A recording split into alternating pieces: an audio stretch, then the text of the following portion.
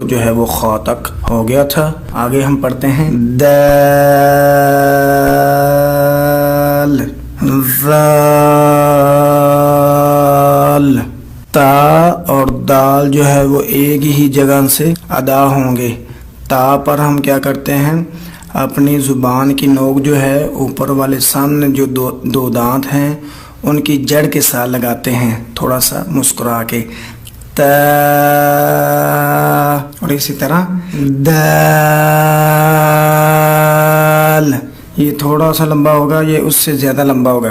فا اور ذال یہ بھی ایک ہی جگہ سے ادا ہوتے ہیں، نرمی والے حروف ہیں۔ فا جو ہے زبان کو اوپر والے دو دانت جو ہے ان کے سرے پر لگانا ہے، تھوڑی سی دانتوں سے زبان باہر نکال کے، تو ادا ہوگا فا فا۔ اسی طرح یہ ادا ہوگا ذال ذال را۔ الف ساتھ ہے، الف جس کے ساتھ ہو اس کو تھوڑا سا لمبا کریں گے، کچھ کر دیتے ہیں را، ایسا نہیں کرنا، را تھوڑا سا لمبا، را اور تھوڑا سا اوپر اٹھا کے پر کر کے موٹا کر کے را۔ اس پر ہم نکالیں گے سیٹی،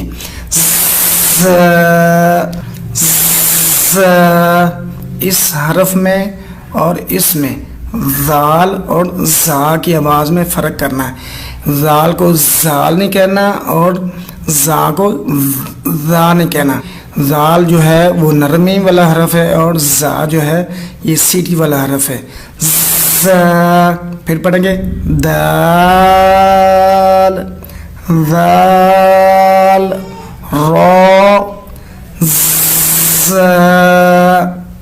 سبق ہے ترجمے کے اندر ہم نے سورہ فاتحہ کا معنی اور اس کی آیات کتنی ہیں یہ پڑھی تھی، اور فاتحہ جو ہے یہ نام کیوں رکھا گیا تھا، اس کی وجہ کیا تھی، وہ آسمان والا دروازہ کھلا، فرشتہ آیا، وہ سارا ہم نے پڑھ لیا۔ سورہ فاتحہ کی پہلے ہم نے آیت کا ترجمہ پڑھ لیا، آگے ہے سورہ فاتحہ کی دوسری آیت۔ اب پڑھیں گے ال، ٹھیک ہے، ال کا ترجمہ یہاں پر تمام ہوگا۔ ال یہاں پر استغراق کیا ہے، ال ویسے ہر ایک ال کا ترجمہ جو ہے وہ تمام نہیں ہوتا، تو ال کبھی کبھی کسی اسم کو خاص کرنے کے لیے بھی آ جاتی ہے، معرفہ بنانے کے لیے، تو یہاں پر صرف ترجمہ ہوگا ال تمام۔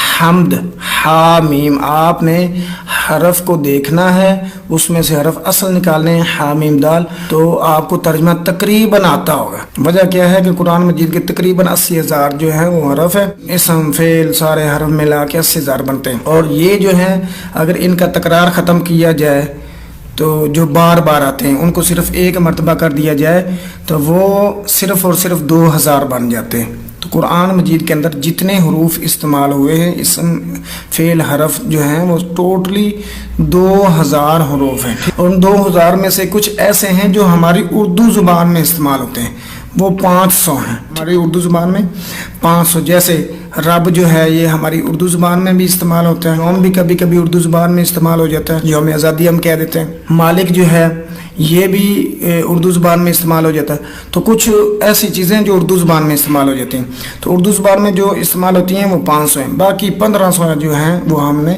یاد کرنے ہیں، وہ بھی اردو والوں کے لیے آسان ہے، حرف اصل اس میں سے دیکھیں گے انشاءاللہ آ جائیں گے۔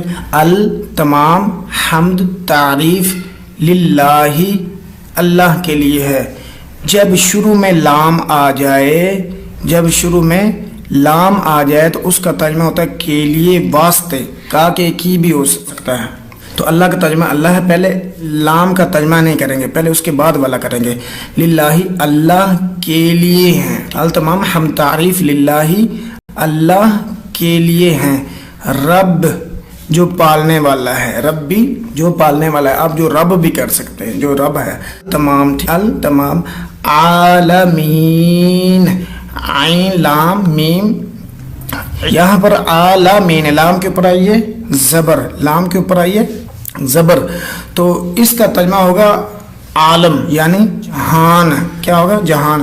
اگر عین کے نیچے ہوتی زیر عالم تو پھر ہونا تھا جاننے والا، یعنی عالم جسے ہم بولتے ہیں علماء کی صرف جو ہے عالم، تو یہاں پر لام کے اوپر زبر آئی ہے تو ترجمہ ہوگا جہان، لام کے نیچے زیر ہو تو ترجمہ ہوگا جاننے والے۔ تو यहाँ पर ज़बर है तो जहान होगा। रब्बी जो पालने वाला है, अल तमाम आलमीन जहानों को। आगे हमारा अरबी बोलचाल का सबक है। अरबी बोलचाल के अंदर पहला सबक जो है हमने पढ़ लिया था। अब हम पहले सबक के बारे में पढ़ेंगे। मानिल लिमातिस साअबाती, मुश्किल अल्फाज के माने। तो पहला जो सबक हमने पढ़ा है उसके पूरे जो हैं यहाँ पर दिए गए हैं तर्जमे के साथ। ज़रफ़ को क्या कहते हैं?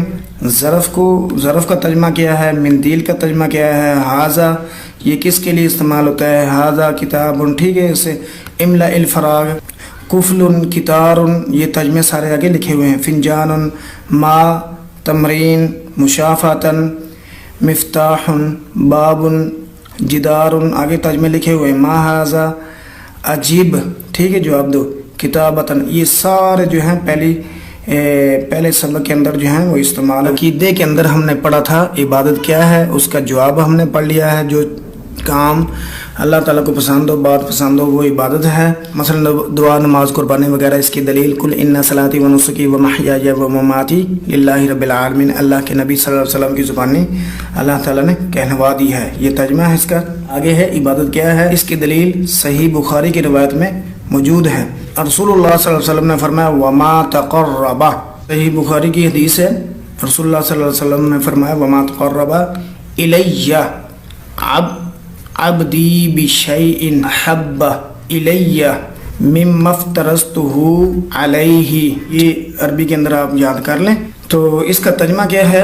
अल्लाह के रसूल सल्लल्लाहु अलैहि वसल्लम ने फरमाया मेरा कुर्ब हासिल करने के लिए बंदे ने अल्लाह के करीब होना है ताकि अल्लाह ताला उसे पसंद फरमा ले। तो उसे करना क्या चाहिए? जो वो अमल करता है उनमें से फ़र्ज़ इबादत मुझे सबसे ज़्यादा महबूब है। जो फ़र्ज़ काम है ना, फ़र्ज़ इबादत क्या है? अल्लाह ताला कहते हैं कि जो फ़र्ज़ अमल हैं अगर बंदा वो करता है तो वो मुझे सबसे ज़्यादा पसंद हैं।